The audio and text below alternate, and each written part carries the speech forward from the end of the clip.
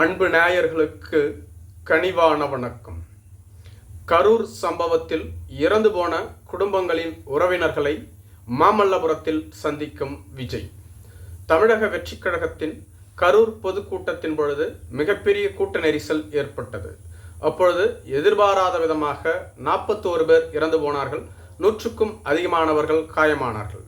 தமிழக அரசு இறந்து போன குடும்பங்களுக்கு 10 லட்சம் ரூபாயையும் காயமடைந்த குடும்பங்களுக்கு 1 லட்சம் ரூபாயையும் அறிவித்திருந்தது. மேலும் தமிழக வெற்றிக் கழகத்தின் தலைவர் விஜய் அவர்கள் இறந்து போன குடும்பத்திற்கு 20 லட்சம் ரூபாயையும் காயமடைந்த குடும்பத்திற்கு 2 லட்சம் ரூபாயையும் அறிவித்திருந்தார்.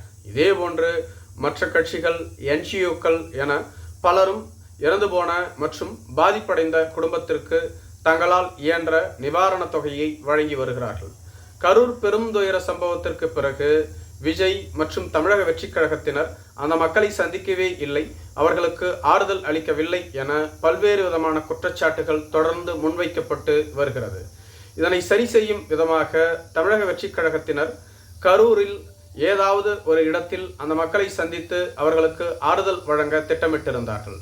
இதற்காக தமிழக டிஜிபி அலுவலகத்தில் அக்கட்சியின் கொள்கை பரப்பு செயலாளரான திரு அருண்ராஜ் அவர்கள் நாங்கள் கரூர் செல்வதற்கு அனுமதி அளிக்க வேண்டும் என விண்ணப்பம் செய்திருந்தார். தமிழக காவல்துறை அனுமதி அளித்ததாக ஆரம்பத்தில் கூறப்பட்டிருந்தது. ஆனால் பிறகு அனுமதி அளிக்கவில்லை என செய்திகள் வெளியாகி இருந்தது. மேலும் இதற்குள்ளாக சிபிஐ விசாரணையும் தொடங்கிவிட்டது. கரூர் பெருந்துயர சம்பவத்தை விசாரிப்பதற்காக தமிழக அரசு ஒரு நபர் விசாரணை குழுவை அமைத்திருந்தது.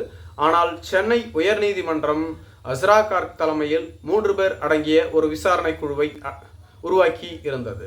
ஆனால் தமிழக வெற்றிக் கழகத்தின் தரப்பு மதுரை உயர்நீதிமன்ற கிளையில் நாங்கள் மாநில அரசை நம்பவில்லை, இது நம்பத்தகுந்த விசாரணையாக இருக்காது, சிபிஐ விசாரணை வேண்டும் என கேட்டார்கள். ஆனால் பாதிப்படைந்த குடும்பத்தினர் தான் இதனை பற்றி பேச வேண்டும், கட்சி சார்பில் கேட்டால் ஒப்புக்கொள்ள முடியாது என நீதிமன்றம் தள்ளுபடி செய்துவிட்டது.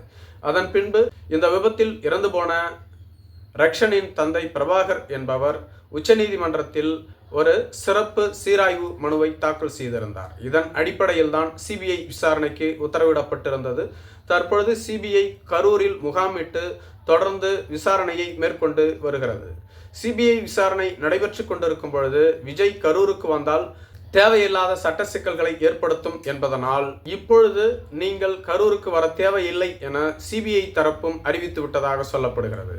மேலும் கரூரில் தனியார் மண்டபம், ஹோட்டல்கள் என எதிலேயும் விஜய் இது போன்ற கூட்டத்தை நடத்த அவருக்கு அனுமதி வழங்கப்படவில்லை என்று கூறப்பட்டு வருகிறது. இதற்கு காரணம் ஆளும் திமுக அரசின் அழுத்தம் என்றும் சொல்லப்பட்டு வருகிறது.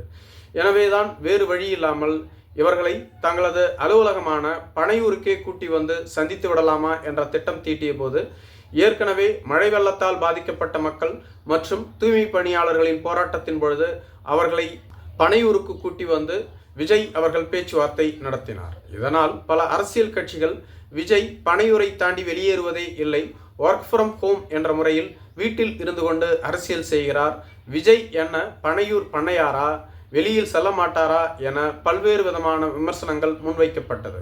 எனவேதான் பனையூருக்கு இவர்களை கூட்டி வந்தால் மேலும் பலவிதமான விமர்சனங்களை முன்வைப்பார்கள், அதற்கு பதிலாக மாமல்லபுரத்திற்கு கூட்டி வந்து இவர்களை சந்திக்கலாம் என ஏற்பாடு செய்யப்பட்டிருப்பதாகவும், அதனால் இன்று 7 சொகுசு ஆம்னி பேருந்துகளின் மூலமாக 210 பேர், அதாவது 25 குடும்பத்தைச் சேர்ந்த 210 பேர் மாமல்லபுரத்துக்கு கூட்டி வரப்படுகிறார்கள் என்றும் கூறப்படுகிறது.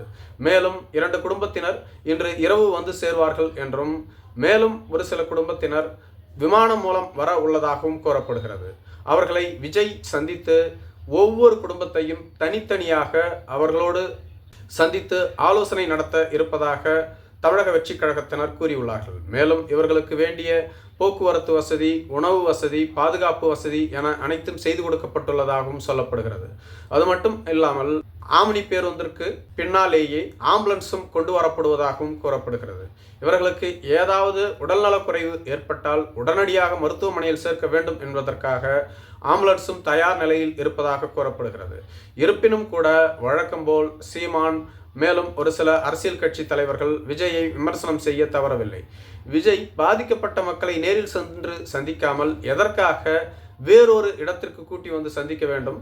பாதிக்கப்பட்ட மக்களுக்கு ஆறுதல் அளிப்பதற்காக தலைவர்கள் செல்ல வேண்டும். ஆனால் இங்கு விந்தையாக இருக்கிறது, பாதிக்கப்பட்ட மக்களை கொண்டு வந்து தலைவரை நேரடியாக சந்தித்து ஆறுதல் கூறுகிறார்கள்.